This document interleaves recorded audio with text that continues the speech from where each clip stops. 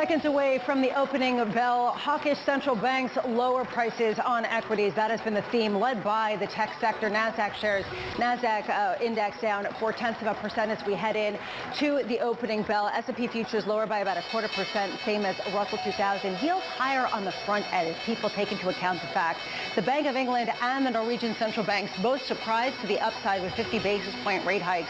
And we do get some more expected to be hawkish proclamations from Fed Chair Jay Powell in about a half an hour time as he takes the seat on Senate's floor, on the Senate front of the Senate Finance Committee in day two of his semi-annual testimony. We've been watching this grind higher and how it's affected some of the stocks that have been bid up most and those that have lagged behind. One stock to watch at the open is Boeing.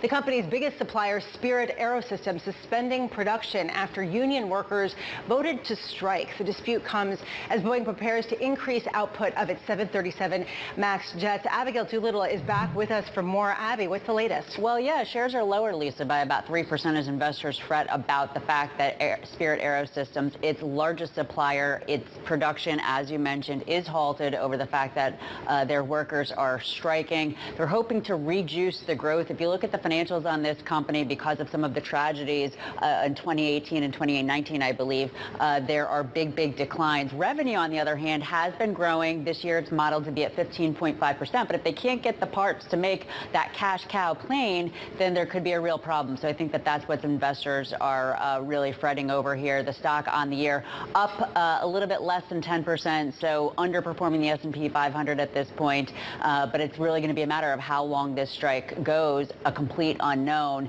The longer it goes, the more it's likely to weigh on this company and the prospects of being able to get that revenue growth that analysts are modeling right now, Lisa. Thank you so much, Abigail. We're also watching something similar over at UPS. Turning to tech, NVIDIA is now one of the most popular stocks among investors looking for an ESG play, particularly if they're looking for AI exposure. Investors say they're turning to the chip maker for its risk management processes and the steps it takes to be environmentally friendly.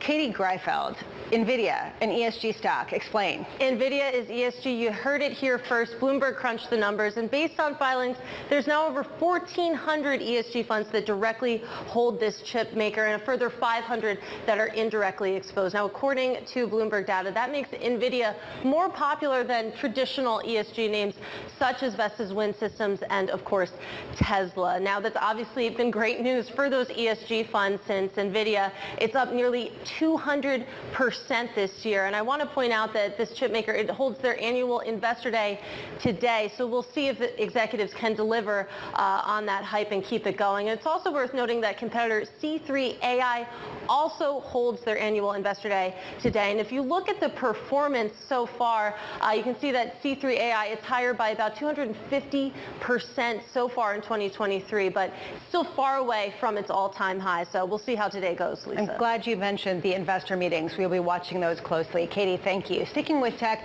Morgan Stanley downgrading Tesla to equal weight, price target $250. The analyst rating, quote, "We see Tesla as an AI beneficiary and an auto company. High expectations on the former has brought the stock to a fair value." Meanwhile, Amazon in the spotlight. The e-commerce giant is being sued by the FTC. The agency says Amazon allegedly duped customers into signing up for its Prime membership service and then made it difficult to cancel. Isabel Lee has more. Isabel, a lot of people have had trouble trying to cancel their membership. What's the latest? Hi, Lisa. So that's exactly the crux of this whole lawsuit. So it's so hard to cancel an Amazon Prime membership, which, by the way, costs $139 per year, that FTC said that a subscriber has to go through 5 pages when using desktop and around 6 if using mobile. In fact, internally it found out that Amazon called this process the Iliad in reference to the epic poem that detailed the final year of the 10-year Trojan War. So around 167 million shoppers have Amazon Prime. That number has been kind of unchanged since the last year. And FTC said that Amazon is duping its customers, that it's not good. And this isn't the first time. They're not really singling out Amazon because FTC did start looking into this in March. So it may crack down on other companies. Year to date, though, Amazon is up around 50%, far outpacing S&P and the NASDAQ. Lisa. Isabel, thank you so much. Turning now to banking, Deutsche Bank CEO Christian Sewing telling Bloomberg in an exclusive interview that while he sees a possible recession later this year, the bank itself is seeing growing momentum, expecting trading results in the second half of the year to improve. Savings saying, quote, I think economies have really shown how resilient they are. We could already see also now in June on the most recent days that there is the momentum in the business. Bloomberg's Guy Johnson joining us now with more. Guy, I got to say, really interesting to see an increase in expectations for trading after so many people wrote off so many sections of banking just in general due to perhaps an upcoming recession, maybe not. Well, I think there was an expectation that the macro environment, Lisa, was going to be stabilizing, and that in theory should be bad news, particularly if you're a fixed income trader. Seving basically implying that he doesn't think that's going to happen. It's interesting. He talks about the fact that he thinks that actually there's going to be momentum in the second half of the year. His CFO, Jun23, warning a few days back at a conference that actually we could see a 15 to 20% decline in FIC for Q2. He's now saying that likely is a blip, and we're going to continue to see the volatility going forward, and as a result of which we think it is going to pick back up again. You've only got to look at today, Lisa. Look at what is happening. 50 basis points in the Norges Bank, a surprise 50 from the Bank of England, 25 from the Swiss National Bank. The macro volatility continues, and we're going to hear day two of Powell a little bit later on. Guy, thank you so much. Mark Heffley of UBS preferring fixed income to equities, writing, quote, investors face a balancing act. There is a path higher for stocks, but it is a narrow one. After a strong run, the upside to stocks is now limited, and increasingly bullish equity market sentiment speaks against chasing the S&P 500 higher. Mark Heffley, I am so pleased to say, is joining us now. Mark, even though there has been this feeling of a no landing suddenly resurgent among a lot of analysts, why do you push back? Well, I think you're seeing it today with the Bank of England, right? Surprise, inflation continues in Western economies, and the central banks feel compelled to attack that aggressively. And of course, you know, the FTSE is off today along with other indices. So I think one pushback is that the inflation picture is far from certain. And then the second picture, particularly for U.S. equities, is these valuations are stretched. Right now, we're looking at the potential for interest rates to come down pretty dramatically, or at least on the long end, if growth does slow materially. Are you doubling down on that essentially with your fixed income call, that we are going back to a regime in which interest rates and rates remain low? Well, the funny thing is that you don't have to double down on that, right? Because the market's already pricing that interest rates are going to fall off, but that earnings for companies are going to be strong. I think consensus is for flat earnings, not a fall in earnings. And so therein lies the difficulty with stocks going higher. But I think that, you know, when you look out longer term, there certainly are forces that we believe will take some of the inflation out of the picture and create a more benign environment. The question is, how much does the economy have to slow to get there? One thing that I've noticed is in the themes as people reset for the mid-year review is that AI seems to save everything. And basically, this is the haven if you believe that inflation's going to run amok. It is the haven if recession comes along and kills this consumer discretionary. It is the haven if you don't know what else to do. Do you buy into this, Mark? Haven, to quote Paul Simon, every generation throws a hero up the pop charts. I mean, I think, look, it's been an amazing run, and there's no question over the longer term, AI is going to mean something. But things have gotten very, very stretched here. And over the near term, you know, you try ChatGPT once and you say, wow, this is amazing. You try it twice and you start saying, hey, I'm sorry, these answers don't make any sense. And I think the market might take a second look and get some of that feeling as well. So how do you recommend for your clients around the world who are trying to get in on some level? Do you say just pump the brakes for a second? You might want to sit this one out. Well, I think that the most important thing for people is to play the whole chessboard now, because with such a concentration and a run-up in U.S. equities, we're looking at things like emerging market equities, which trade at a 36% discount to U.S. equities. We're looking at things like emerging market bonds, which have very attractive yields. And we're looking at a weaker dollar and what that could do for both, say, oil and gold. So this is a time probably for a lot of clients to diversify. When you talk about diversification and going overseas, how much are you sort of encouraged by the moves that you saw from the Bank of England, the Norwegian Central Bank, as well as even Turkey today, that there seems to be a real discipline and a desire to get inflation under control with significant rate hikes? I think that getting inflation under control and not letting those expectations become unanchored is critical. And, they have not yet become unanchored in the United States. And I'm sure Powell will add a little extra vim and vigor to his testimony today, given what his colleagues across the globe have done. What would you have to hear, or what could cause concern enough for you to move away from your fixed income call in terms of not necessarily doubling down on the inflation fight enough in the U.S.? Well, I think that what has surprised us a lot has been the continued strength of the U.S. consumer. And, as long as that consumer is able to spend, especially for the U.S. economy, that's going to keep the economy booming and earnings strong. So that's one of the things that we're watching very closely. And how much does that sort of discussion around student loans coming, the payments coming back online in October, this idea that some of the fiscal spending, the roll-off is going to start to take effect more substantially in the next couple of months, does that ring true to you, that that will actually decelerate consumer spending a lot more than has been seen to date? Well, I think it fits into a broader discussion. If you look at, consumers have been so confident. They've really been willing to run up debt, credit card debt, other kinds of debt. And so we're looking for it more in the spending and the borrowing. And, we've seen personal bankruptcies go up a little bit here. So, I wouldn't focus on one metric in the debt. I'd probably look a little more broadly at the metrics coming through.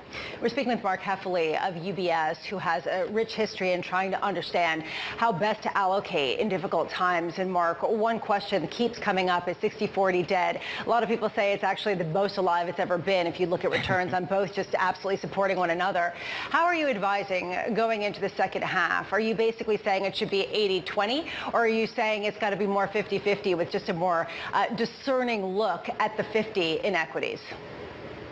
Well, we're away from 60-40 because we think alternative assets, which have grown so much as a proportion of the market, need to be part of that equation. Now, what the what the exact numbers are really depends on what stage you're at your life and how much risk you can sleep with. But I think that the 2 points to take away are, one, alternative assets, hedge funds, private equity, private credit, they seem to be low in a lot of our clients' portfolios. And then secondly, I think all of us are getting reacquainted with yield now that we've moved convincingly away from the zero bound on inflation and interest rates.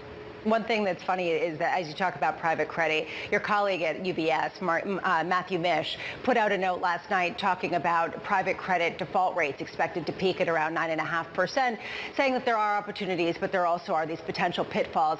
How do you navigate at a time when people are still expecting pain in the economy and these interest payments are expected to rise substantially? How do you identify the companies that can withstand that, the non-zombies, amid the zombie universe?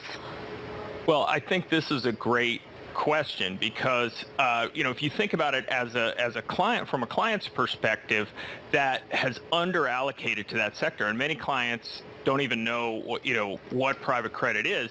They're looking to deploy capital now into new funds. And what you see is that it's the funds, the vintages of funds that are started after equity markets have had a 25% sell-off like they had last year. Those are the funds that tend to perform the best. So, the headlines are about the companies that are currently in portfolios that are perhaps doing badly, but for investors today, it's how do I reap the benefits from that as capital is constrained in the sector. Mark, before I let you go, what do you think is the biggest mistake that so many investors are making right now? What do you think is the biggest wrong assumption that is prevalent in markets? Well, everybody buys what was working last month. And so, we've seen this tremendous run up. You were talking about the holdings in NVIDIA, and, that's great. But it's really about what's next month, what is going to happen with the economy, what is going to happen with earnings, and then look at these stretched valuations. So in other words, you think that people are perhaps overweighting stocks a bit too much. Is that correct? Yes, overweight stocks. Try to get some yield in your portfolio. At this time, it's a much better risk-reward trade given the potential for volatility to rise. Mark Heffley, thank you so much for taking the time. And you are talking on a day 4 of declines right now in U.S. equities as banks around the world, central banks, do put out hawkish proclamations. You've got the Bank of England with a 50 basis point rate hike, as well as the Norwegian Central Bank. We're seeing the NASDAQ actually turn positive, so you can't keep a good tech stock down. S&P 500 down 0.2%. The Russell 2000 still lower by the most, taking a deep leg lower about 1%. And you are seeing in the bond space yields higher, price lower as people game out higher for longer. You're watching The Open. This is Bloomberg.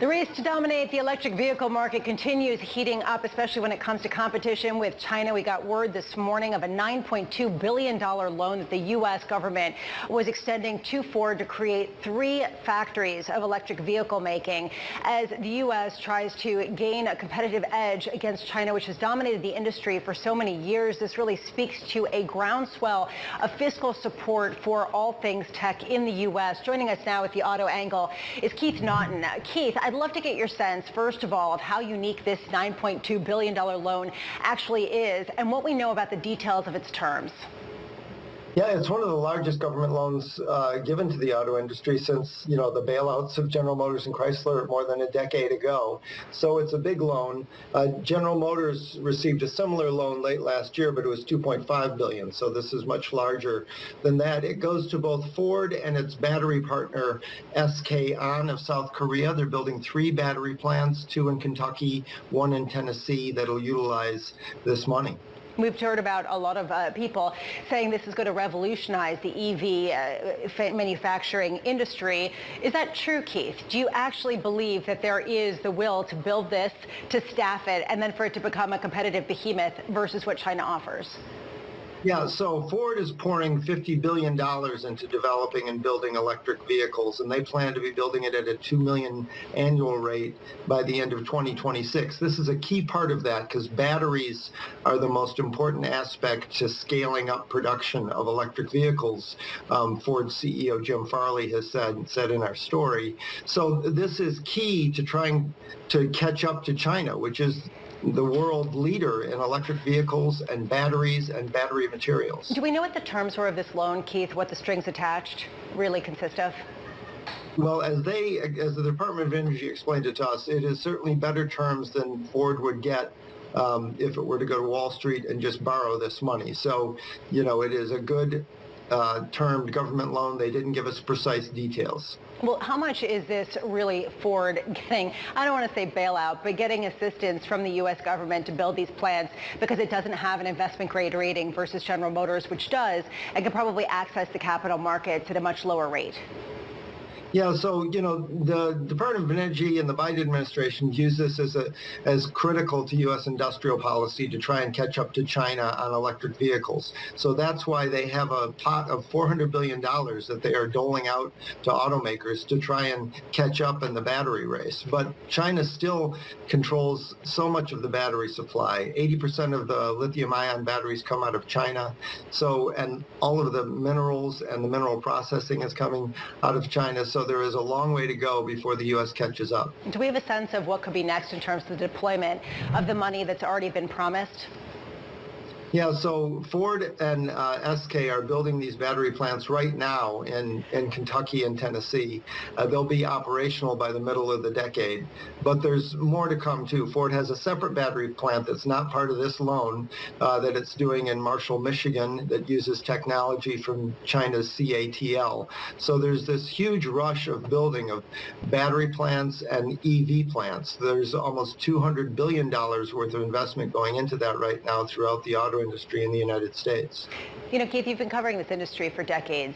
Do you hear from the people who are inside the building, in the C-suites, that they think that this is truly a game changer in terms of the financing from the U.S. government? Yeah, I mean, this electric vehicle industry in the United States can't take off without some government support because that's what's going on in China, that's what's going on in Europe. And it is the future of mobility, carbon-free future. That's how mobility is going to go. So you need some support to get the EV market off the ground in the United States. It's still less than 1 in 10 sales in the United States. So there's a long way to go before electric vehicles dominate this market. Keith Naughton, wonderful reporting. Thank you so much. I really appreciate it. Let's take a quick look at sector price action this morning. Abigail Doolittle. Abby. Hey, Lisa. Well, the decline for the S&P 500 may be small, about 0.1% down, but we have a number of sectors that are down more. Real estate and energy both down more than 1%. Materials down close to that amount. Up top, we have some defense, consumer staples, and healthcare.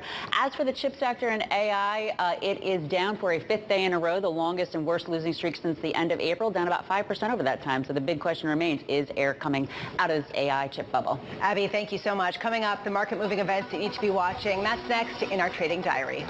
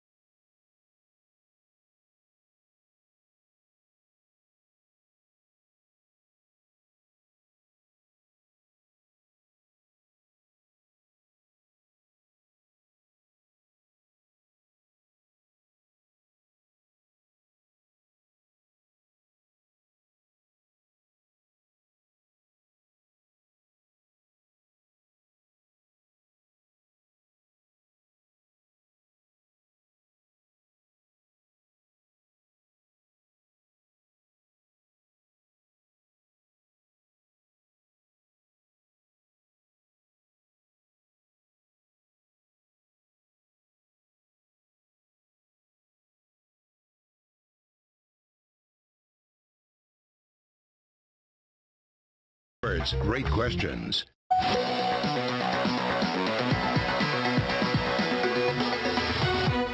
Time now for the trading diary. You need to be watching through next week. Fed Chair Jay Powell testifying in the Senate at the top of the hour. Plus, we'll get U.S. existing home sales rounding up the week with Fed speak from Jim Bullard. On Tuesday, we'll get U.S. new home sales data as well as a read on the consumer confidence from the Conference Board. And next Wednesday, the Fed releasing the results of its bank stress tests. Plus, we'll get Micron earnings. And later today, we do get the NVIDIA meeting of shareholders, which should be interesting. Right now, we are seeing in markets NASDAQ getting forward, 0.3% gain. This was Countdown to the Open. This is Bloomberg.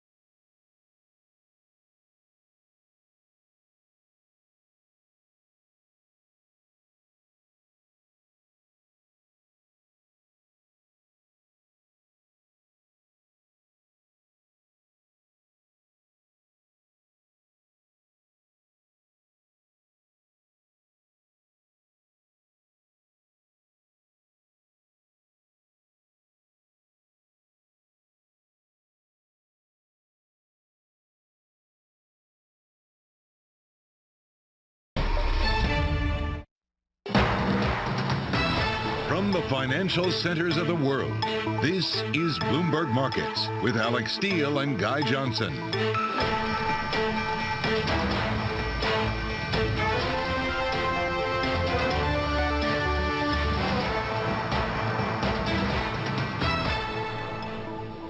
It is 30 minutes into the U.S. trading day, Thursday, June 22nd. Here are the top market stories that we're following for you at this hour. The 50 hike club. The Bank of England surprises with a 50 basis point rate hike along with the Norges Bank as central banks signaled they are not done yet. So now it's Powell's turn. Powell also makes the case for more hikes, this time in front of the Senate Banking Committee. You got stocks mixed, dollar stronger, yields push a bit higher, and more volatility is good for Deutsche. We talked exclusively to Christian Saving, CEO of Deutsche Bank, who says trading revenue is already picking up as higher rates for longer drive activity. From New York, I'm Alex Steele with my co-host in London, Guy Johnson. Welcome to Bloomberg Markets. And all of this really ties together, right? Higher rates, more volatility, more confusion, and that means actual trading in the market. Yeah, Q2 might be a low point in terms of the fixed story for Deutsche. That's certainly what he was hinting about. Christian Zeving this morning telling me he doesn't see an end to the macro uncertainty, and boy was he right. As you say, Alex, the Norge Bank out with a 50 basis point hike, the Bank of England 50 basis point, the S&B 25, but sounds hawkish. We get existing home sales data, Alex. It breaks on the screens right now. Another critical piece in the puzzle. Picks up a little bit.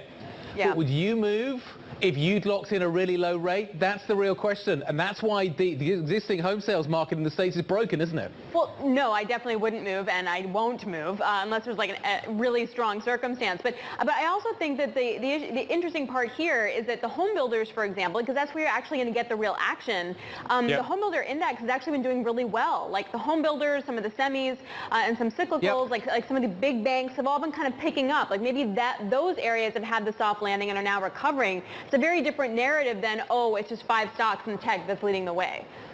Yeah, the housing stocks got dinged up pretty bad. They have come back. But look at what is happening in the existing market versus the new build market. And maybe that's the point. Yeah. The house builders are benefiting because nobody's moving in the existing market. So if you want a new home, where do you go? You have to go to the new market.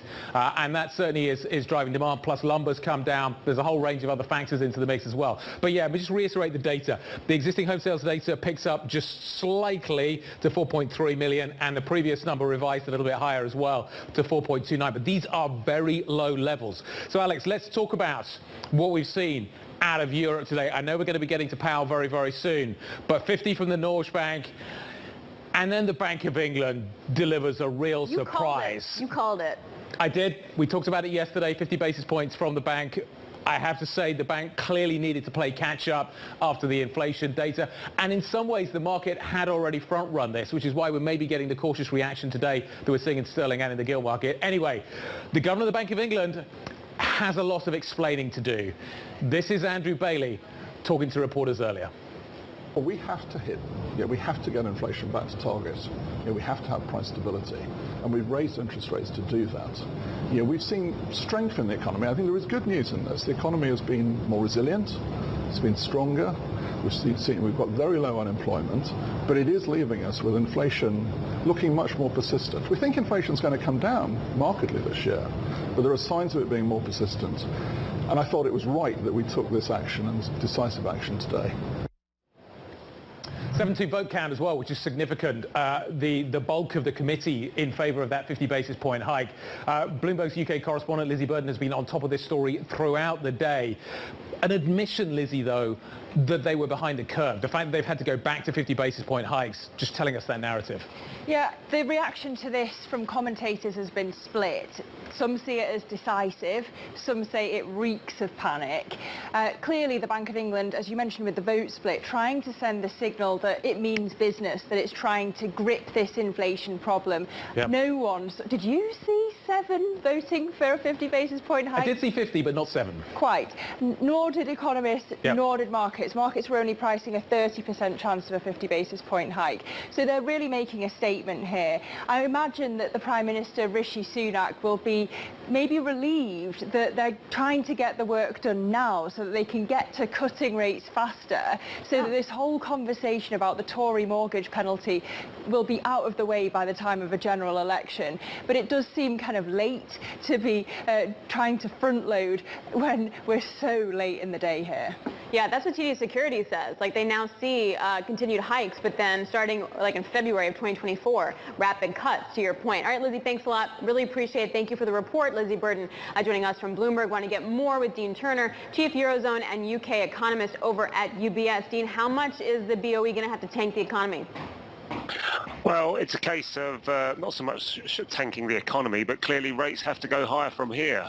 Today's move was a surprise, as has been acknowledged by pretty much everyone, but we think that there's still more to go for. We actually think that the bank could deliver another 50 when they meet in August, and possibly another 25 when they meet again in September. So peak rates are now looking 5.75%, so that kind of 6% that the market is currently pricing doesn't look too far out of reach.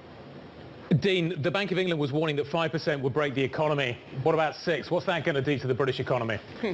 Well, I think one of the things we've learned is that, and there's been a lot of commentary on this. I'm not saying anything original here, but, the transmission of monetary policy into the economy is a lot slower than people were expecting.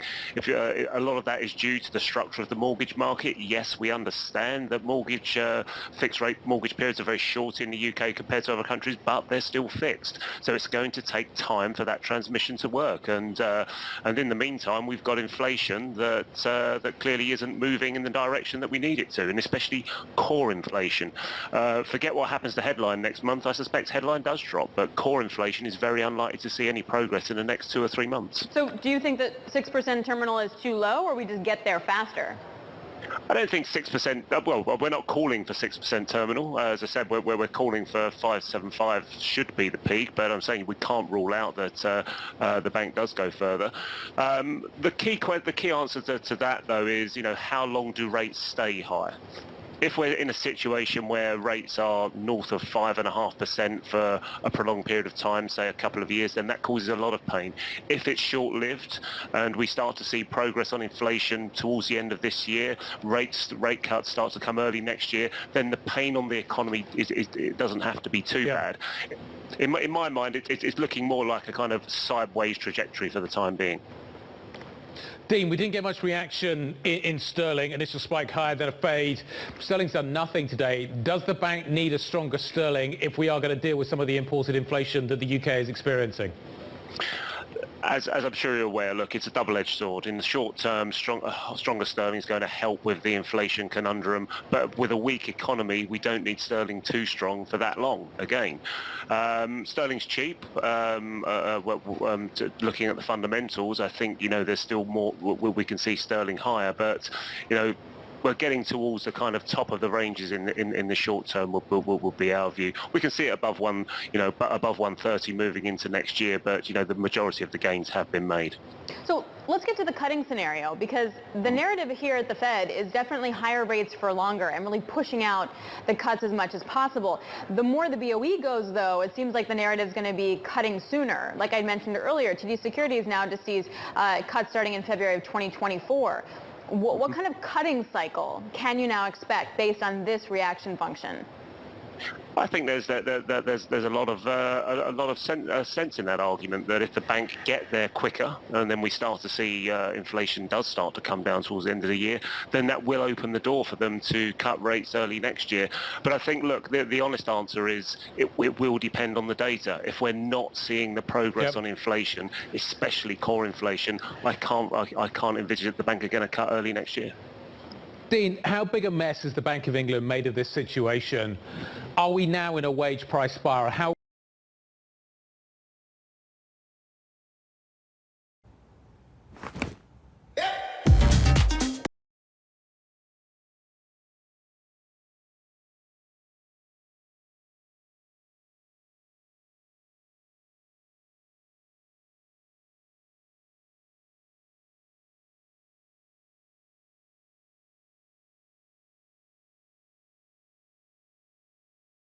stepped up, and we have been able to weather the storm. However, I've been consistently disappointed in your Deputy Vice Chair of Supervision, Michael Barr. Just yesterday, this committee passed, as Chairman Brown just said, near unanimous legislation to encourage good corporate governance. But not just that. We also wanted to focus on the supervisory failure that was a part of the legislation. Those are not the same actions taken by Michael Barr. I asked him twice when he was here before the committee if he would fire bad bank supervisors for the supervisory neglect, SVB, and Signature. He would not commit to doing anything. And I would ask you in your role as the active executive officer if you would take some action firing those responsible for missing what was glaringly obvious now to all of America, certainly should have been obvious to the supervisors. I've said from the beginning that this has been a failure in 3 parts, the SVB and Signature. It was a failure of the bank execs. The action that we took 21-2 yesterday reinforces Congress is willing to take the lead and hold bank executives accountable. Second failure was a supervisory failure, and that requires the Fed to hold folks accountable just like Congress did.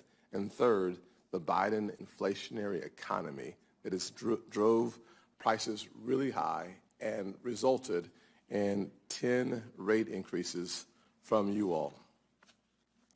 In the wake of Silicon Valley Bank's downfall, as the vice chair released his report on the failures, we heard directly from you that your role was to announce it, to get briefed on it, but not necessarily to be involved in the work of it.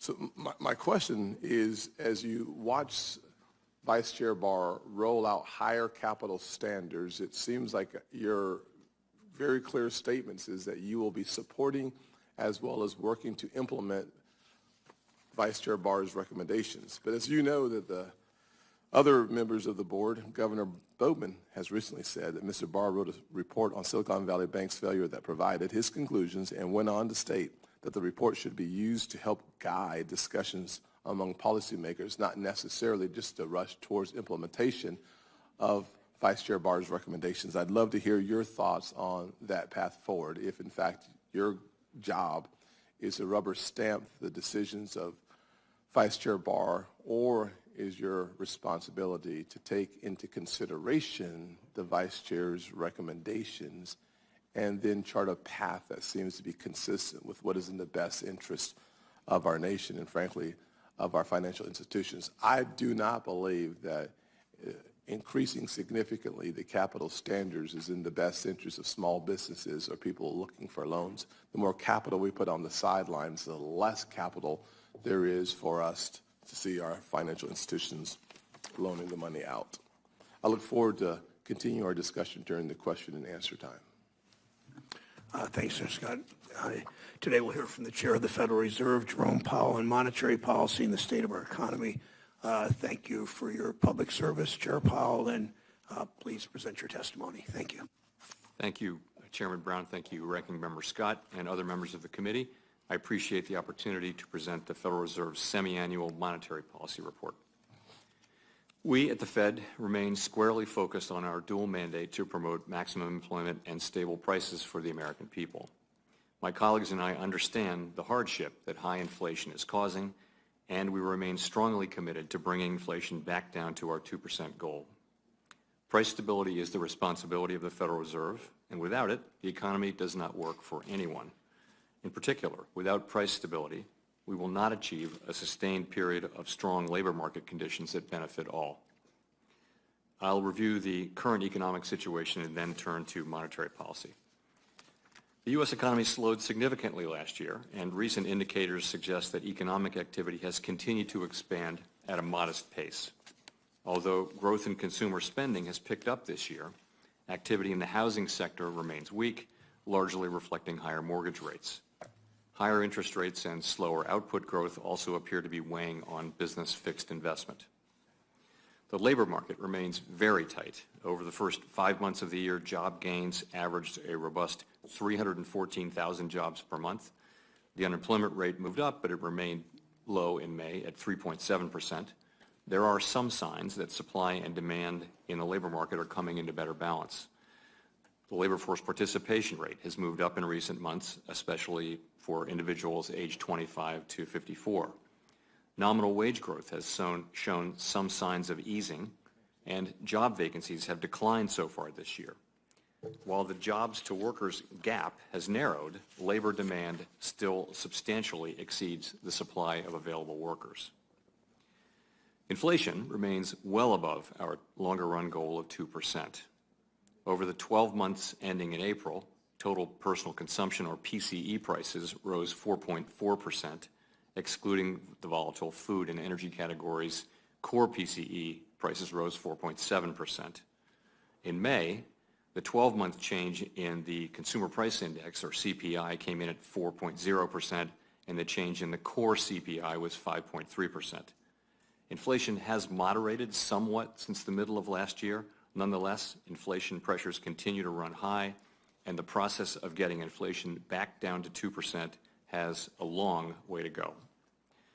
Despite elevated inflation, longer-term inflation expectations appear to remain well anchored, as reflected in a broad range of surveys of households, businesses, and forecasters, as well as measures from financial markets.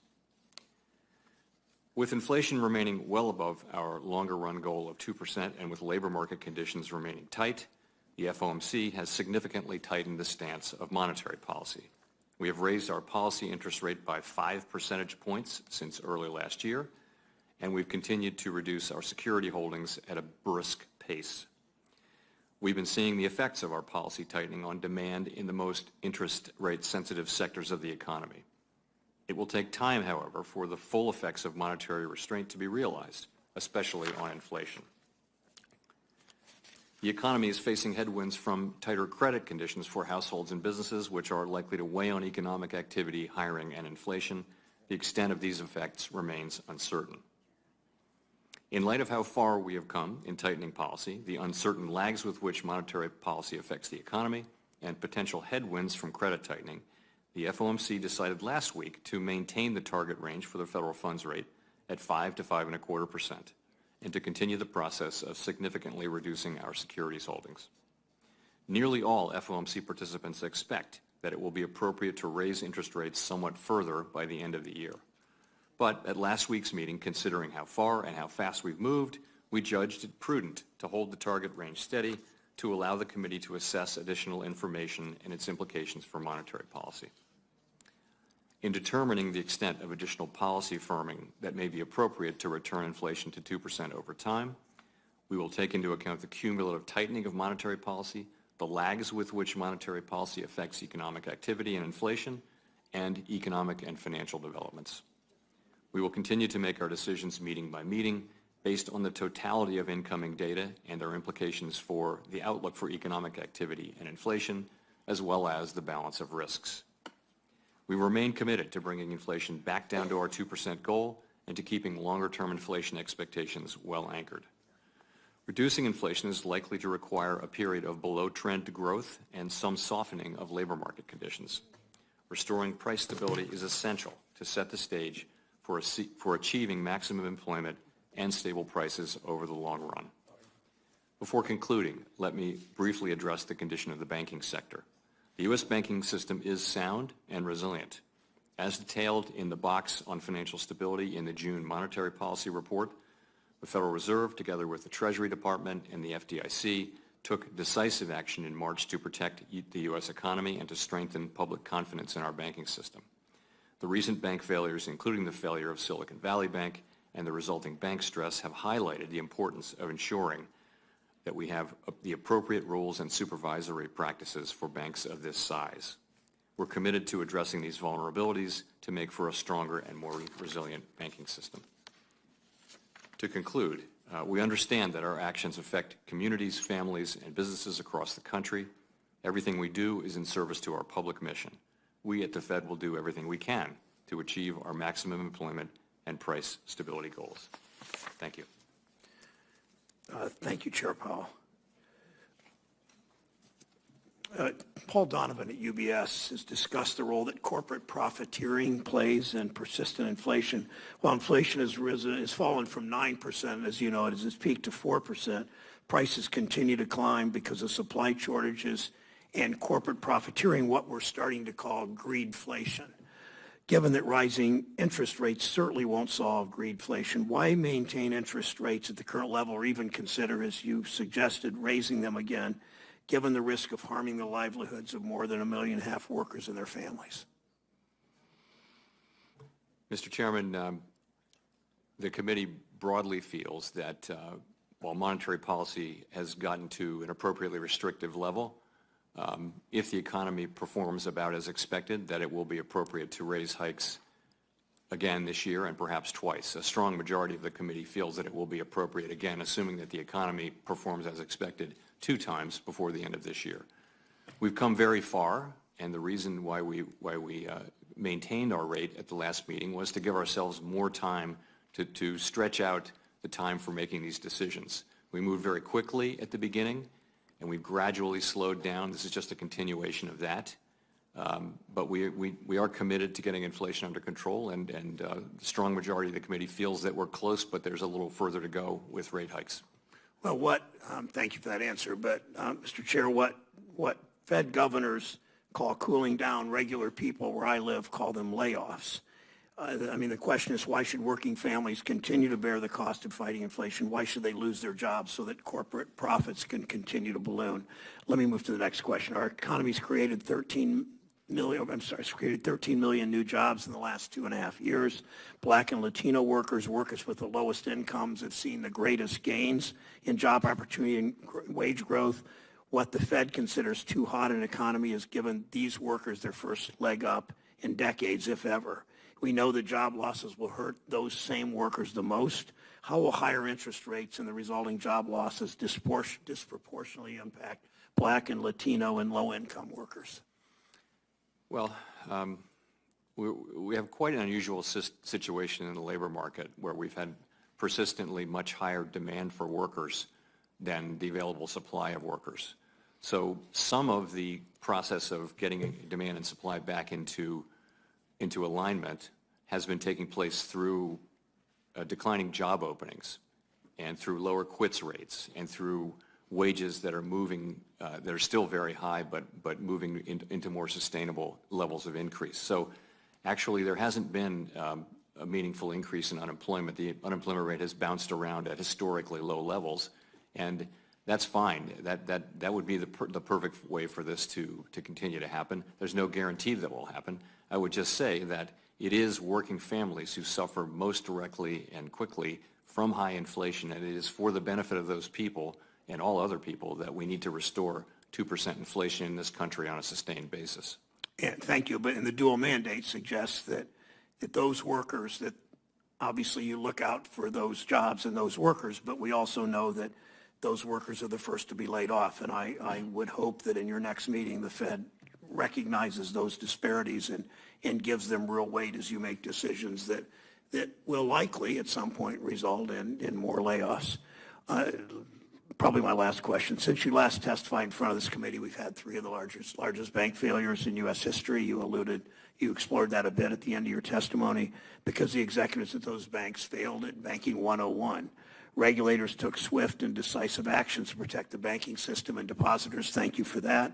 That's in stark contrast to regulators' supervisory failures in the years before the 2008 financial crisis. What actions are you taking today to prevent more bank failures and to make sure banks do real risk management and address liquidity and other basic risks? And you may in part want to answer, I mean, he can do it himself, but Ranking Member Scott's comments on Vice Chair Barr and where that takes us. But what do you do to make sure banks do real risk management and address liquidity and other basic risks? So I would say we are committed, and I am personally committed to learning the right lessons from what happened in Silicon Valley Bank and the other 2 failures and vigorously implementing appropriately. I think there's a clear need to strengthen both supervision and regulation of banks of that size. And I can go into more specifics in the course of the hearing, but I do think we need to learn those lessons, and I think we've started to do that.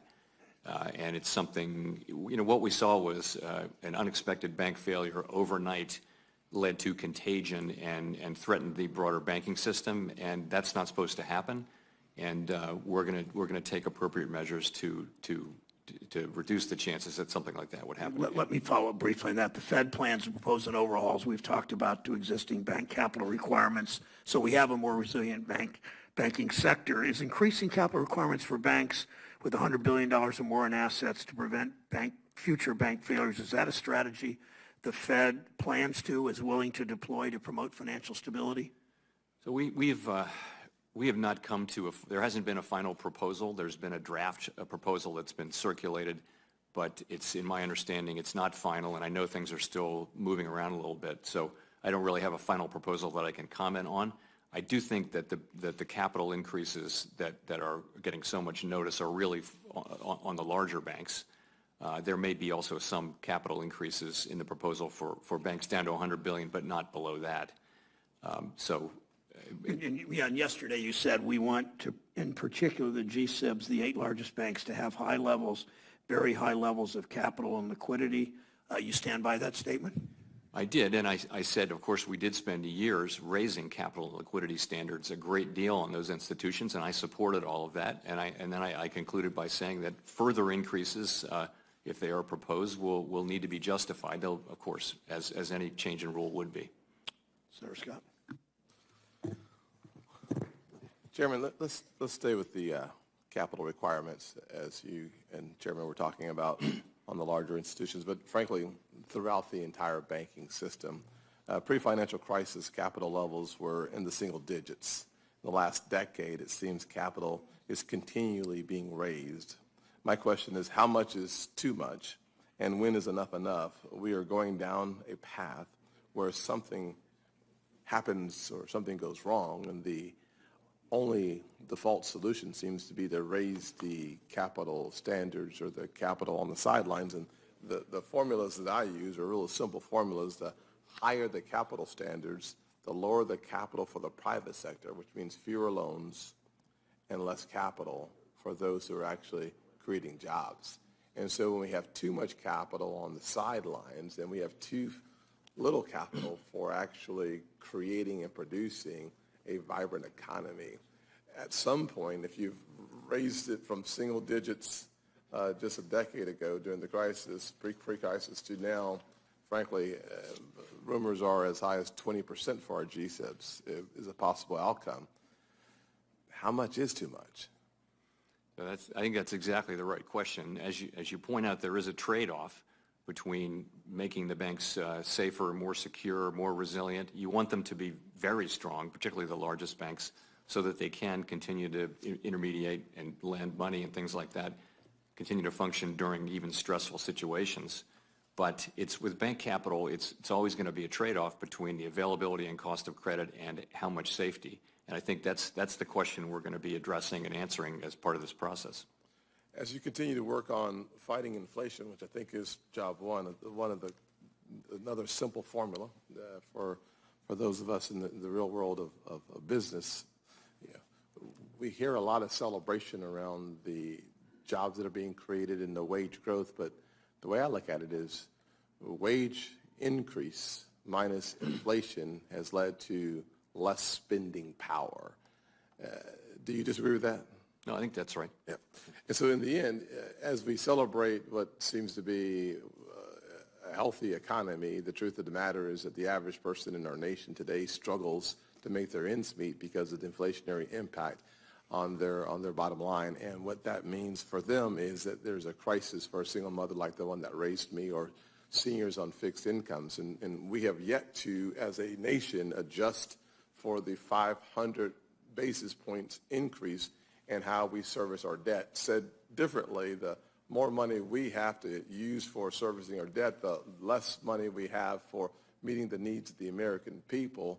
Therefore, printing and spending $4 trillion after COVID was over has led to the inflation that we're seeing, and that, as a result, led to the 10 rate increases. So how do you, as chairman of the Federal Reserve, talk to policymakers about the importance of being responsible from a monetary perspective? I know I've seen and heard your comments that that's not your lane, but certainly the actions that we take here impacts, frankly, significantly what you have had to do in order to slow down Biden's absolutely explosive inflation. Let me start by saying that actually you were talking about real wages a moment ago. Yes. Real wages actually did go up at the lower end of the income spectrum, and now they are Bottom positive, quintile. but they're not as positive as we'd like to see them. Yes. So, but to your real question, I would just say this, that the U.S. federal budget is on an unsustainable path. It has been so for a long time. We need to deal with that sooner or later, and sooner is better than later. But that's what I can say, and that's what essentially all of my predecessors have said. We are not charged with supervising fiscal policy in any way. It's just, but as a high-level matter from the standpoint of the economy, that's what I can say. Well, here's another analogy that works for me as a former football player, a running back. If my line isn't blocking and I keep getting my head hammered, I'm going to say something to the line. At some point, I think it's your responsibility to talk about the importance of fiscal responsibility. That to the side, my last thought and question for you is that SVB suffered because their bond portfolio ended up carrying water in a negative way. You have a $8 trillion balance sheet and beyond. Every report that I've read is that your bond portfolio, our bond portfolio, the Fed, is underwater as well. Can you talk to me about the losses that you're experiencing at the Fed from a bond perspective? Remember that the way it works at the Fed is when we buy assets during QE, we pay for them with overnight interest rate reserves. And we've, for many, many years during the QE era, we've earned a spread, and we've been sending money to the Treasury way over $1 trillion since QE started. And so now that rates have gone back up to 5%, that process has reversed. And these are paper losses. They have absolutely no effect on our ability to conduct monetary policy or really on the economy. It's an accounting fact. If we retained capital, then that would be it would look completely different. But we don't. We give all of our profits to the Treasury. So you were giving profits to the Treasury, now you're not. That has an actual effect. I mean, if I was getting $10 and now I'm not, there's an effect. Well, the Treasury then will have to borrow money that it doesn't get or raise taxes. It'll have to get the money to Correct. Carry out the spending that Congress authorizes. Yeah. But that's not going to it's not going to affect interest rates and things like that much. To me, I have the holistic view of our economy where if, in fact, we have fewer dollars coming in, which requires us to raise taxes, that in the end has a real impact on American taxpayers. But thank you. Thank you. Senator Scott, Senator Menendez from New Jersey. Thank you, Mr. Chairman. After announcing the rate hike pause last week, you said that inflation has not reacted much to the Fed's past hikes. And I'll admit I'm a bit puzzled by that statement. The Fed's first rate hike was in March of last year when non-core inflation was at 8.6%. It is now 4%, and core inflation has fallen as well. So that sounds like progress to me, especially when you consider that according to the San Francisco Federal Reserve, it can take more than a year for tax rate hikes to take full effect, which means that so far only 3 of the 10 rate hikes since last year are in full effect. So can you expand a bit more on that statement from last week? What progress do you expect to see that you currently aren't seeing? Sure. So, of course, you're absolutely right. Headline inflation has come down by essentially half, but that's largely due to energy prices coming down and commodity prices that go into food coming down. And those are not, I won't say that they're not affected at all by monetary policy, but they're principally affected by other things in the economy. The war in Ukraine drove energy prices up quite a bit, and also food prices. That's not really, those things are not principally a function of monetary policy, although we probably have some effect at the margin. So we look at core inflation, and we look at how tight the economy is. We are seeing progress, for example, in supply chains getting better. That, again, is not really a function of monetary policy. Really, where monetary policy takes effect is in the service sector. And that's where we haven't seen much progress. But we are seeing progress in other places, as you point out. Inflation broadly is coming down, but as I said in my remarks, we still have a long way to go. Inflation is still running between 4% and 5%. So do you think that the lag period for rate hikes to affect inflation has lengthened, or are rate hikes as a monetary policy tool becoming less effective? I don't think they're becoming less effective, but these are real questions. And the thing with lags is, this day and age, financial conditions react before we act. So the markets are already pricing in rate hikes. So that's quicker. But the effect of those financial conditions on the economy still takes time. It works very quickly on housing, for example, but less so on the service sector, which is not very interest sensitive. So I don't think that has changed. Others have a different view and different directions they think in which it's changed. There's not a consensus agreement on how long monetary policy takes to affect the economy. So some people think a very long time, some people think right away. So I tend to think let's look at the middle of that, and a year and change is That's not a bad way to look at it, but policy actually started tightening well before that. Before we didn't raise rates until March, but policy had already tightened substantially before the first rate hike in March. Well, I will say, I know that you have a dual mandate, you know that as well. The last jobs report shows that unemployment is starting to tick upward for women and African Americans. So I hope that the cure is not more consequential than what we're trying to achieve. Recent reports reported that there's almost $1.5 trillion in commercial mortgages that will come due in the next 2 years, many of them held by small and regional lenders. With property values declining and interest rates rising, these mortgages could be serious liabilities for many banks. Do you think that we may see some banks fail as these mortgages come due? And if so, what can we do ahead of time to prevent that scenario? So we're of course, we're spending a lot of time on these issues, and we have been for quite some time. And again, I think you put your finger on it. It's really which banks have concentrations, high concentrations of real estate, and that is not seen in the large banks. It's seen in some of the smaller banks. So we've identified those banks, and there's a supervisory toolkit where we work with banks to try to help them resolve those issues by raising capital or dealing with what's happening. And of course, what is happening in the office space nationally? There's an issue with people working from home and just less demand. There's a sort of one-time adjustment going on. There are also some other pockets of commercial real estate where there's some softness. So we're working with banks to work our way through this. We're very aware and very focused on the problem. Well, I'm concerned that it's a ticking time bomb. And let me just say that last week you said that commercial real estate risks are unlikely to pose a systemic risk because the loans are broadly spread and mostly held by smaller banks. But how can we ensure that the potential losses in the commercial real estate don't lead to the draining of assets from smaller and mid-sized banks and then create further consolidation in the banking sector that brings us back to, I don't want to be back to 2008 when I was here and was asked to do extraordinary things. We certainly don't want to be there either. And so we're being pretty proactive about reaching out to these institutions and trying to help them get through these significant issues. Again, it's not all smaller banks. It's just some of them have high concentrations in real estate, and it's not in the large banks, which of course was where the problem was in 2008 and 2009. Thank you, Mr. Chairman. Thanks, Chairman. Senator Kennedy of Louisiana is recognized for 5 minutes. Thank you, Mr. Chairman. Thank you for being here, Mr. Chairman, and to your colleagues. Thanks to all of you for giving so much to our country. As you know, our fiscal year, our meaning the federal government's fiscal year, begins October 1. We're in the process of putting together a budget.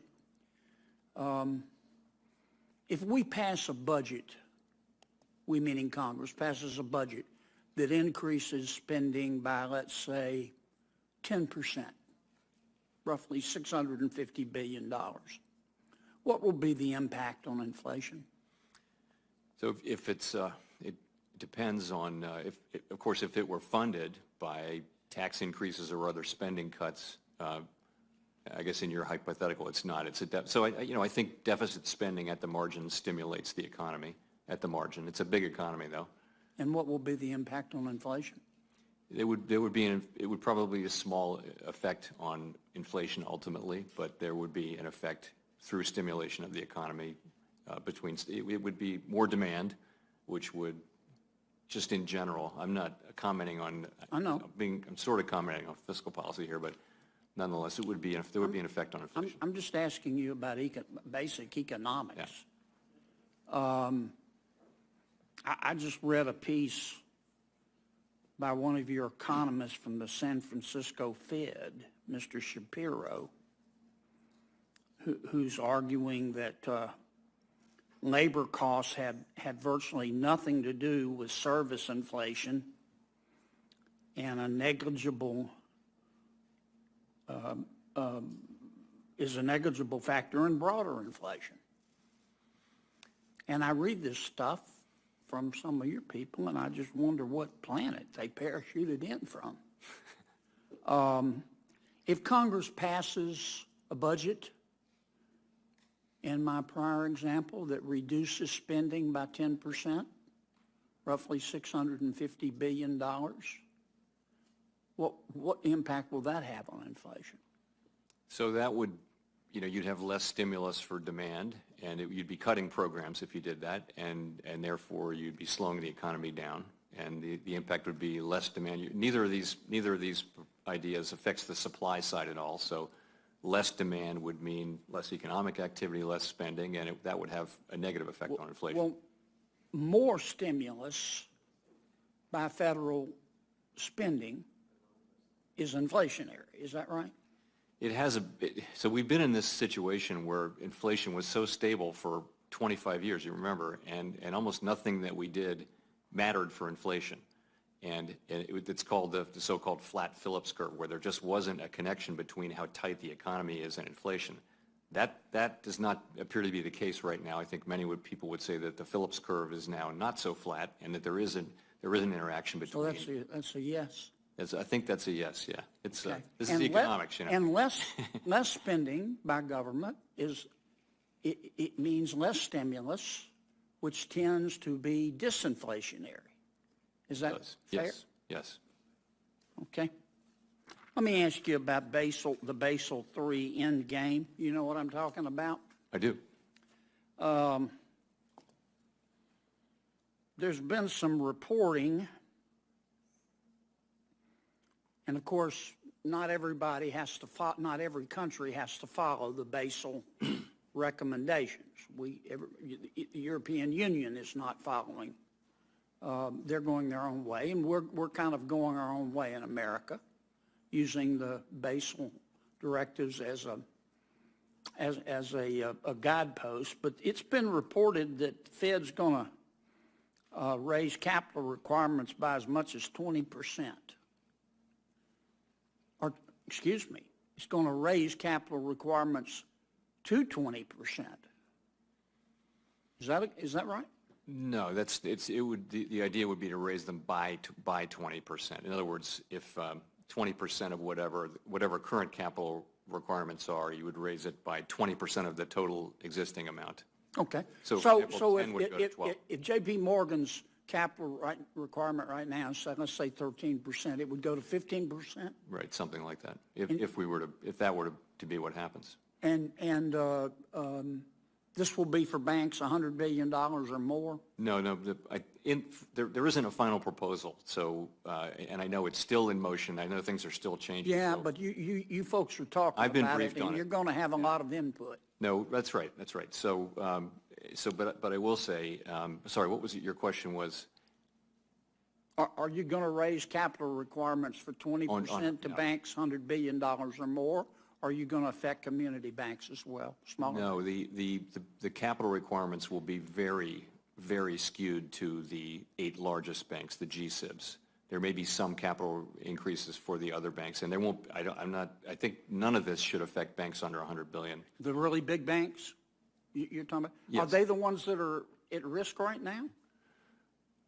They weren't. They were a source of strength in a place of strength. They're doing pretty well. Turmoil. Yeah. We've gone from too big to fail to we're damn happy they're big. I mean, haven't we? Well, I would say that, as I mentioned, we spent a lot of time and a lot of effort raising the capital standards 10 years ago and more recently, and I supported all of that and was happy to do so. And I think. Senator Kennedy's time's expired. Senator Smith of Minnesota. I yield back, Mr. Chairman. Senator Kennedy, as you always do, on schedule, on time. Thank you, Mr. Chair and Ranking Member. And Chair Powell, welcome back to the committee. So I have a slightly different perspective than Senator Kennedy does on this question of inflation and debt. I don't think that discretionary spending is the problem when it comes to our federal budget. If you look at it, military and non-defense discretionary spending has hovered at about 3% of GDP for the last 30 years.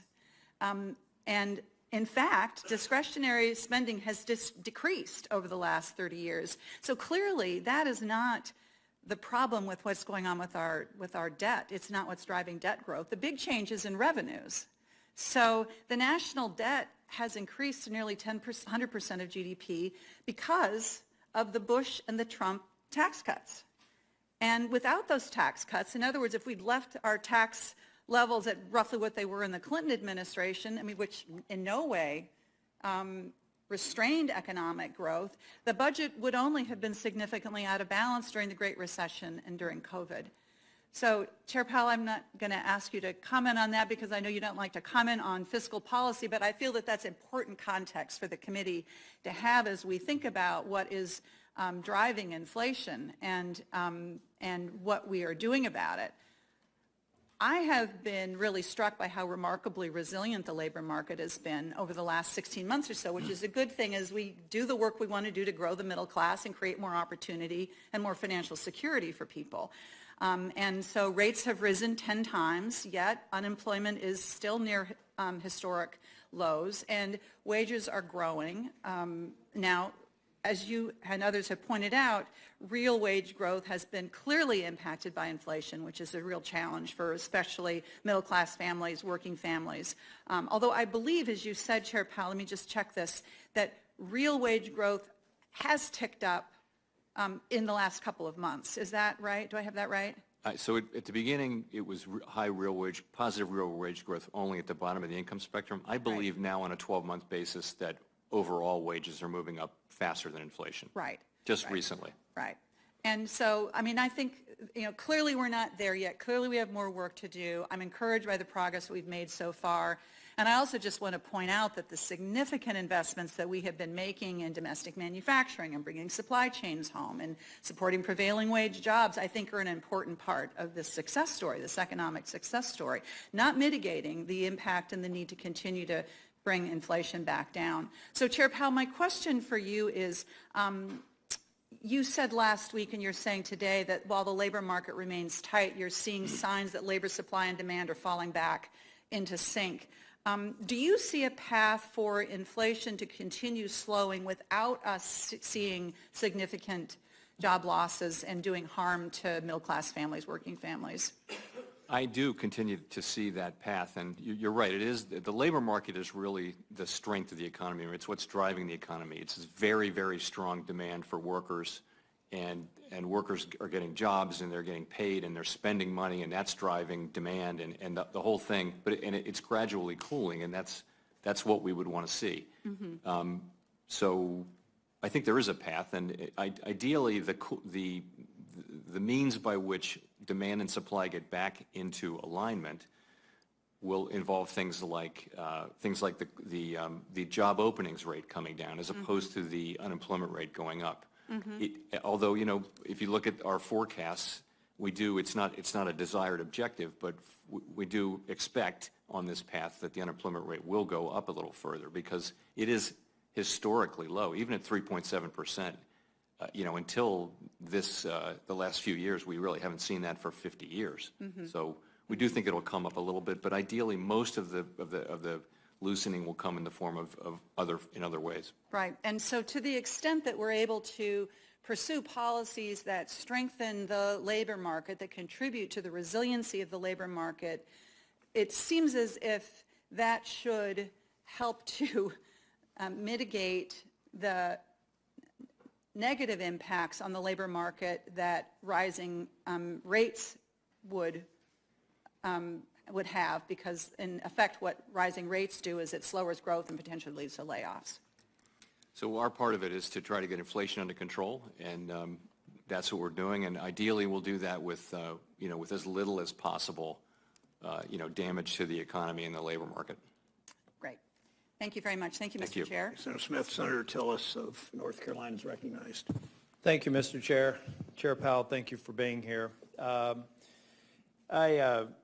got a quick question. Yesterday, Governor Cook said in this committee that the Basel Endgame proposal from the vice chair, she has not had an opportunity to look at it. Now we hear reports that I think that it's 1,000 pages long, probably with a lot of technical information. How much time are the voting principals going to have to fully review and vet this proposal? And is there any expectation that review would result in any changes, or is it just a matter of them either saying yes or no, they agree with Barr's recommendations? So, I I would say I will make sure that there's enough time for governors to review the final proposal. We've been briefed on the contents of it, and it's still in motion. There will be a proposal that comes to the board for approval, and it'll be subject to discussion, and it's possible there will be further changes before the vote or as a result of the vote, but we'll make sure people have time to review it. As you're going through the review process, do you believe that it would be appropriate to give members of this committee or members of Congress a sort of roadmap for what the recommendations entail prior to moving forward? So I think that'll happen, I think that'll happen because I think Vice Chair Barr would probably be giving public remarks at some point before the meeting, and I guess I understand now that the head of the FDIC actually gave a speech this morning. I didn't see it, but I know he gave a speech about this subject. Can you explain why comments from Mr. Barr about having a safe and sound banking system square with a banking system that needs additional capital?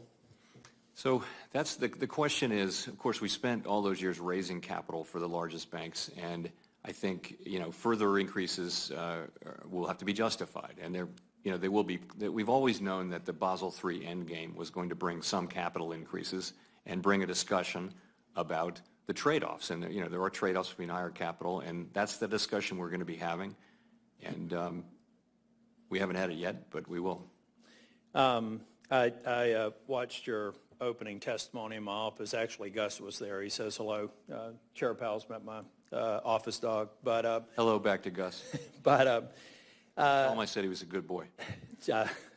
Mr. Chair, you've you got me. I'm kind of curious about Silicon Valley Bank now.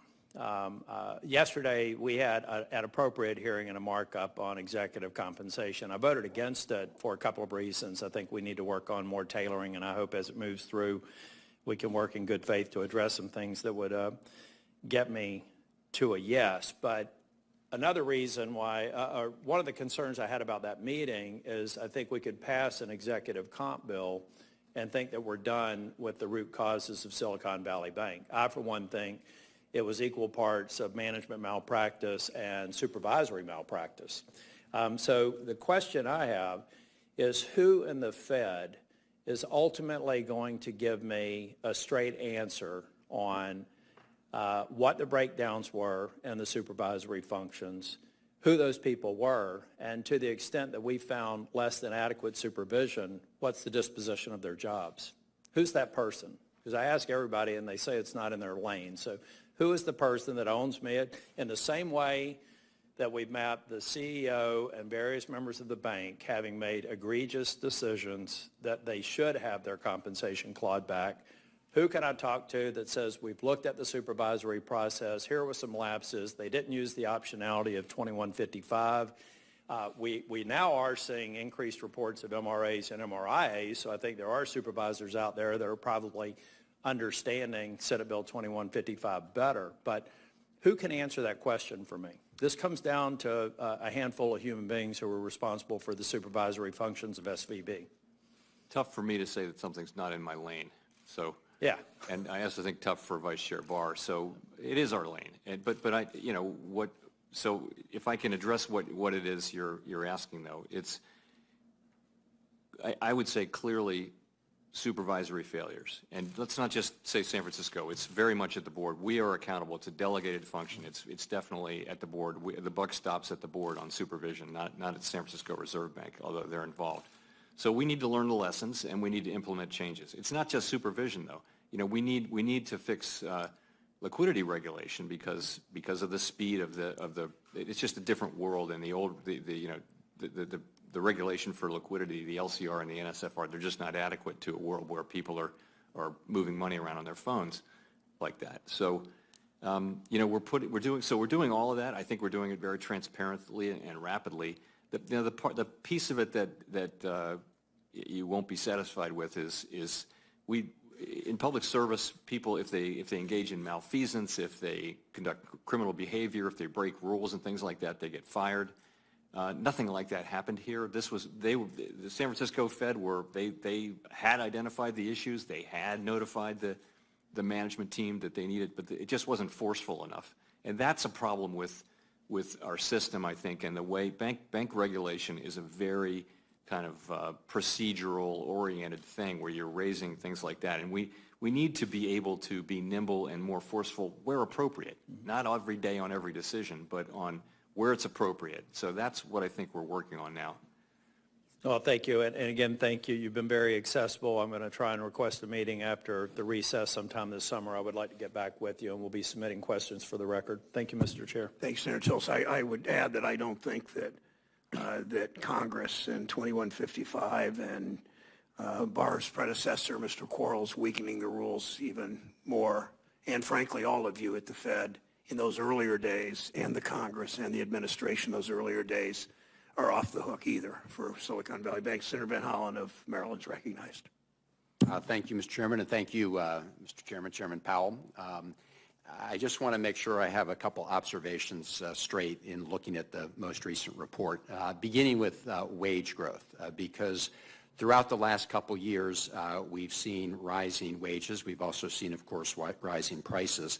But it's been my observation that for lower wage workers, the people who are working paycheck to paycheck, real wages are up. In other words, the increase in their wages outpaced the increase in prices they were facing. And your latest report seems to indicate that that trend is actually even more broad-based right now. Could you speak to that?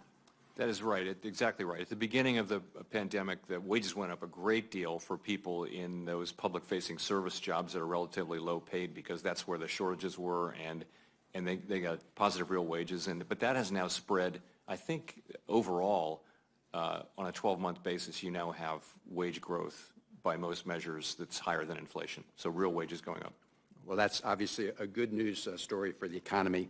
Let me ask you about labor force participation, because we've also seen more people reentering the labor force. Obviously, that helps with, inflation, wage inflation. And I understand that immigration actually has been an important part of that. Could you speak to the role of immigration in that sense? Sure. So participation has moved up, I think, more than we had expected. It didn't move up last year. We were very disappointed, and then now it has moved up, and that's more people in the labor force. The other thing that's happened, though, is immigration basically went to almost zero during the pandemic, and there's been quite a strong rebound in immigration, and that's creating more people in the workforce. So we think one of the reasons why businesses are reporting that labor supply and demand are getting into better balance is because of both participation and immigration. Thank you. I'm still hearing, and I know you are, and it's still a real phenomenon, that there are huge workforce shortages, especially in healthcare, nursing, all sorts of areas, and look forward to identifying ways to deal with those issues. So just a broad question on how you approach the decisions regarding interest rates, and I very much support the decision you and your colleagues made to pause the increase in interest rates. I understand you're going to continue to monitor the situation. I understand the signaling you've already given regarding the future, but you obviously have a dual mandate. You have mandate to maximize employment. You also have a price stability mandate. But then you also have this other responsibility regarding being a prudential regulator, overseeing the banks, including Silicon Valley Bank. So my question is this: to what extent did the crash at Silicon Valley Bank, and to what extent does continuing concerns about stability in the banking area impact the decisions that you make going forward with respect to interest rates? How is that factoring in? So there's pretty substantial research showing that when you have a shock to banking, like the one we had in March, to a sector of the banking industry, that if you come back in 6 months, you will see lower lending. And it doesn't appear immediately, but it's strong in the data. So we have been saying, we've been waiting to see that does play a part, at least in my thinking, that there may be a bit more tightening in the pipeline than there otherwise would have been. Now, we don't really see evidence of it yet, but then again, we wouldn't expect to see. But it all points to me in the same direction. We moved very, very quickly when we had to move quickly. We've been slowing down since last December, from 75 to 50 to 25 at every meeting. And now we're getting very close, we're at least close to where we think our destination is, where we think it is, and it only makes common sense to move at a careful pace. We don't want to do more than we have to, but we do think, overwhelmingly people on the committee do think that there's more rate hikes coming, but we want to make them at a pace that allows us to see incoming information so we make good decisions. Thank you. Thank you. Thanks, Senator Holland. Senator Vance is recognized from Ohio. Thank you, Mr. Chair, and Chairman Powell, thanks for being here. Good to see you. I want to sort of pick up on some of the questions that Senator Tillis was asking about Basel III, and in particular, some of the capital requirements and how they affect the regional banking ecosystem in particular. And maybe we can just sort of start with some background on the Silicon Valley Bank situation, just to make sure we're on the same page. I suspect we agree on this, but I want to sort of make sure, and if not, have a discussion about it. So Silicon Valley Bank, I think sort of broadly agree that the reason the bank ultimately collapsed is they were way too exposed to long-term interest rate risk, because the interest rates went up, their balance sheet deteriorated. That, of course, led to a liquidity crisis, and then the bank was put into receivership. One thing that I've heard a lot of folks talk about, and this is in the context of Basel III, but also in other contexts as well, is the idea that we need to increase capital requirements, in particular on some of the small and medium-sized banks. Of course, if we adopted Basel III, that would happen. But as I understand it, if Silicon Valley Bank, let's say in the years leading up to the crisis, were exposed to higher capital requirements, isn't it plausible that they would have satisfied those higher capital requirements by buying more long-term treasuries? Well, it doesn't matter what the assets were. You just have to have, capital is the difference between your assets and your liabilities. If they'd had more assets of whatever character, including treasuries, then they would have had more capital. Exactly. So I just want to be clear here. If they had bought long-term treasuries, not saying they would have done that, but if they had a higher capital requirement and they bought long-term treasuries, additional long-term treasuries, that would have in fact satisfied the higher capital requirement. In other words, treasuries could have been used. Treasuries are capital. Right. Well, no, they're an asset. Treasuries are an asset. You would have had to fund that somehow. So, but then the follow-up question is, given how poor of a job they did at hedging against the long-term interest rate risk, if they had bought more long-term treasuries, do we think their balance sheet would have been in a better or a worse shape? They would have had a bigger loss, and more to the point, they would have still had overwhelmingly uninsured deposits that were very runnable. Of course. So I want to sort of, the point that I'm making, which I'm sure you can kind of understand here, is that capital requirements are not necessarily a panacea to the type of banking run that we saw in the Silicon Valley Bank case. I think there's a very good argument that higher capital requirements on Silicon Valley Bank would have made the bank run worse, or even could have made it a more catastrophic or an even quicker failure. And at the very least, I don't think they would have helped. Do you agree with that? I think there's a lot to unpack with Silicon Valley Bank. Of course. And the thing is, remember, it was a capital issue. They were trying to raise capital. That was what was going on. And the market was very focused on their portfolio losses, which were highlighted by the fact that they tried to raise capital. And so there was a capital issue there. Now, you're right. If you had filled the capital hole by, well, you have to retain earnings or raise it or get some new equity. And if you just use that to buy treasuries, then, yeah, it wouldn't have made things better. Yeah. Appreciate that. So one just final question I have just really is about the operation of the Fed here.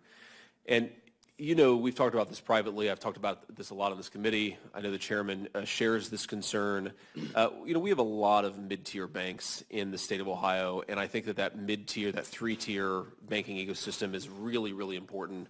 Huntington Bank in Columbus, Ohio, I believe, is the single largest SBA lender. If you look at the commercial and small business lending, a lot of it's being done by the mid-tier banks, and I feel like they're facing a lot of pressure from regulators and just in their business model, because they have seen some flight of deposits away from them and towards the larger banks. So I really worry about the potential problems we're creating for these banks from both a regulatory and a business model perspective. But I wonder, Chairman Powell, do you guys have, meaning at the Federal Reserve, do you guys have a standardized approach where you try to understand the capital cost of each tier of our banking system? Is that something you don't concern yourself with, or is it? No, we definitely concern ourselves with that. Okay. You know, all of us, and I'll just speak for myself, really believe that we're lucky to have such a diverse group of institutions, from the community banks through the smaller regionals, the big regionals. That's a great feature of America and of our economy, because they're just important in their own ways. So we try hard not to do a one-size-fits-all thing. Of course. If I can, just one more final question here, Mr. Chairman. Do you have a good sense of what the capital cost is for the biggest banks, the sort of systemically important banks, versus the mid-tier banks? Like, what is the capital cost difference, broadly speaking? Maybe we'll follow up in a written question, but I'm very curious about how you guys think about that different capital cost, because it informs a lot of the policy we make. Thank you. I'll be happy to have that conversation. Appreciate it. Thanks, Senator Vance. Senator Fetterman of Pennsylvania is recognized. Thank you, Mr. Chairman. Chairman Powell, sincerely, thank you for being here today. And first and foremost, I believe that the Fed must make sure that we have an economy that truly works for working families. I suspect you would agree. And the reality is that the tool of cooling the economy with interest hikes can push people out of jobs. We want to drive down inflation, of course, that makes sense. But we don't want to hurt working people to suffer. You know, how do you kind of square that together? Because it's quite a paradox. So it's working people who are the most hurt by inflation. It is a bit of a paradox. I would agree. If you're living on quite the paradox. Exactly, you're absolutely right. Yeah. No, so if you're living on a fixed income and you're spending every dollar on necessities of life, transportation, fuel, food, clothing, and inflation goes up, you're in trouble right away. You don't have a safety net. You're not a middle class or upper, wealthier person. So it is for those people that we need to get inflation under control. It is also the case, though, that the tool that we have, and we are the organization that's charged with price stability, is to cool off demand so that demand and supply get into better alignment over time. And we of course, would love to do that in the current situation with as little effect on the labor market as we can. And there's much cooling that can take off in the labor market that doesn't involve higher unemployment. However, I can't guarantee that restoring price stability wouldn't have some implications of higher unemployment, but you have to think that restoring price stability will pay benefits to everybody, especially low and moderate income people, for decades. Yeah. Thank you. No, and I agree. It's just such a paradox, because you have a dual mandate, and now we're going to kind of change the gears. It's clear that inflation over the last years have been many causes. It includes rampant corporate price gouging and monopolies. While Americans have gotten ripped off, executives and shareholders have raked in record profits. It's deeply immoral. I understand that it's not the policing price gouging and not in the Fed's direction, but you might look at smart ways to fight inflation. Is it fair to say that big business have been jacking up their prices and way more than their costs have increased? Is that accurate? So I think what's happened during the pandemic was supply was constricted. Cars is a great example. So the demand for cars went through the roof because people didn't want to take public transportation, and rates were very low, so demand was just very, very high. And we couldn't make cars. Literally, production of cars went down because there weren't enough semiconductors. I mean, I personally didn't realize that you needed a lot of semiconductors in a car, but now everybody knows that. So what happened was, how do you decide who gets the car? So the prices went up a lot. Car prices went up because when there's a lot of supply and a lot of demand and restricted supply, you get higher prices. As the economy returns to normal function and We have more semiconductors now. Supply chains are getting better. What's happening is corporate profit margins are coming back down, as you would expect. And so that's just the way the economy is working. So is it fair to say that you don't believe that price gouging wasn't a factor? So I think that the collision between very strong demand and limited supply was a big factor, particularly as it relates to goods inflation. It's not much of a factor as it relates to housing services inflation or services inflation, which account for about 3/4 of inflation. Okay. All right, thank you. Thank you. Ceding the time back to the chairman. Thanks, Senator Fetterman. Senator